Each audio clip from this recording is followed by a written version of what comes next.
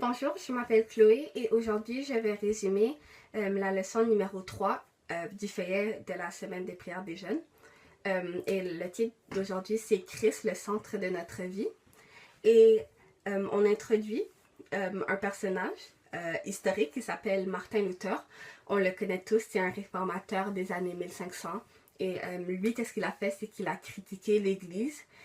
Et critiquer l'Église dans les années 1500, c'était quelque chose de vraiment grave parce que l'Église, c'était probablement l'organisation avec le plus de pouvoir, d'autorité et d'influence. Donc c'était vraiment quelque chose de risqué de critiquer l'Église. Et Martin Luther, c'est un homme de prière, un homme de foi. Et lui, il pense vraiment que la prière, c'est quelque chose de très important pour développer une relation avec Dieu. Donc, dans la leçon numéro 3, du jour 3, ça nous explique vraiment comment prier d'après Martin Luther. Et il nous pose des questions qui nous fait vraiment réfléchir sur notre vie spirituelle, notre vie intérieure. Donc, lui, il a écrit un livre qui s'appelle Une manière simple de prier à un cher ami. Dans un passage, il dit: c'est pourquoi il est bon de faire de la prière la première occupation au début du jour et la dernière le soir, et qu'il se garde avec soin de ses pensées fausses et trompeuses, ceux qui disent « Patiente un peu, je prierai dans 1 heure.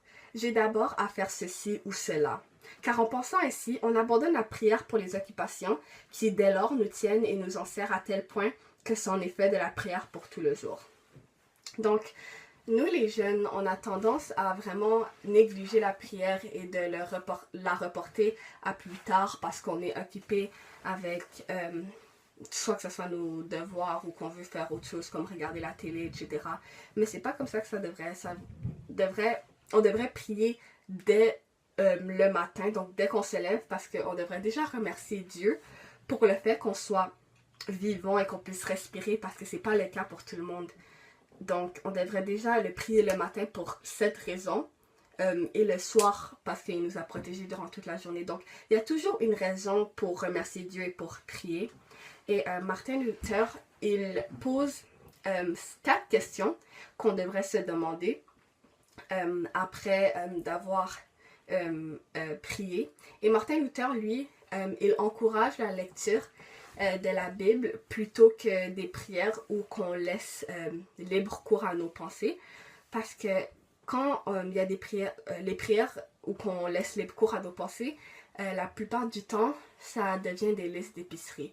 Donc, ça devient des prières où qu'on demande plein de choses et on dit Seigneur Jésus, que tu puisses me donner ci, Amen. Mais ça ne devrait pas être comme ça une prière. On devrait vraiment remercier Dieu et se repentir.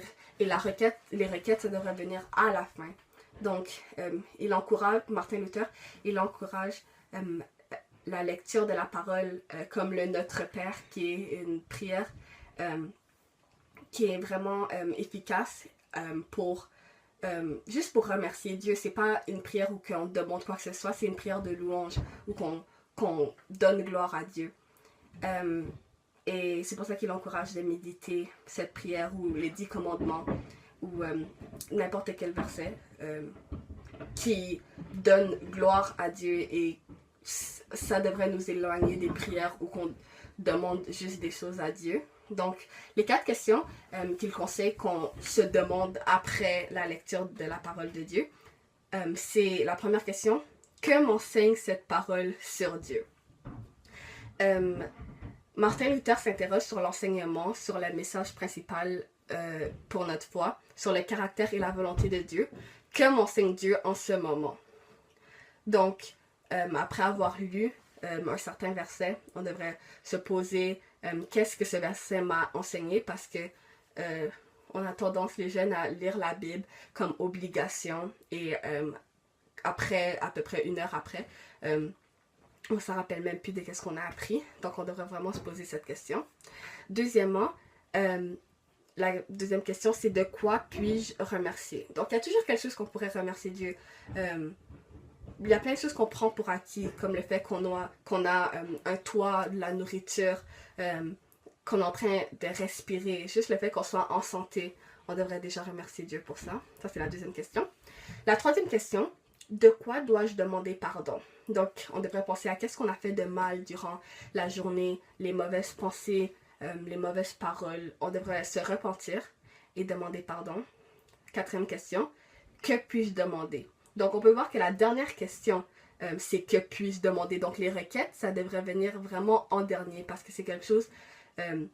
je dis pas que c'est pas important, non, c'est important de pouvoir dire à Dieu, parler à Dieu de ce qui nous préoccupe, mais nos prières, ça devrait pas être une liste d'épicerie, donc qu'on demande juste des choses à Dieu et que notre prière se termine là. Donc ça, c'est vraiment quelque chose qu'on devrait pas faire. Donc, Martin Luther, lui, il dit que la prière, c'est vraiment une conversation. Donc, ça devrait être des deux côtés. On devrait parler à Dieu, mais on devrait aussi écouter Dieu. Parce que dans une conversation, c'est pas juste une personne qui parle. Et il dit que on devrait lire la parole de Dieu pour se rapprocher de Jésus. Parce que la parole de Dieu, la Bible, elle nous aide à savoir comment prier, elle nous aide à se rapprocher de Dieu et à plus le connaître. Comme ça, nos prières vont être plus remplies parce que la prière, c'est une conversation et si les deux interlocuteurs ne se connaissent pas intimement, la conversation va aller nulle part. Donc, on devrait vraiment lire la parole de Dieu pour se rapprocher de Dieu. Donc, c'est ça, Martin Luther, il nous explique, il donne des exemples de comment on devrait prier et des questions, comme j'ai dit, des questions qu'on devrait se poser après d'avoir prié.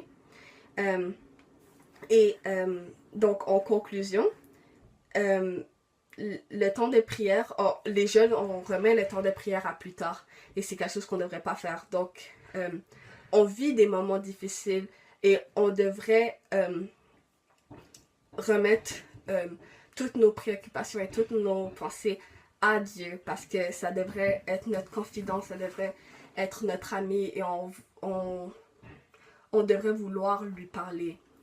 Donc, c'est ça. Et il y a quelques questions à la fin qu'il propose. Pas Martin Luther, mais le feuillet. Donc, une des questions, c'est en tant qu'adventiste du 7e jour, comment pouvons-nous trouver l'équilibre entre la loi et la foi? Ça, c'est des questions qu'on devrait vraiment réfléchir en conclusion.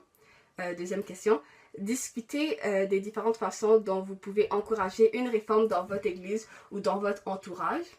Troisième question, est-il bien de prier en suivant un modèle où les prières devraient-elles toujours être spontanées et venir du cœur?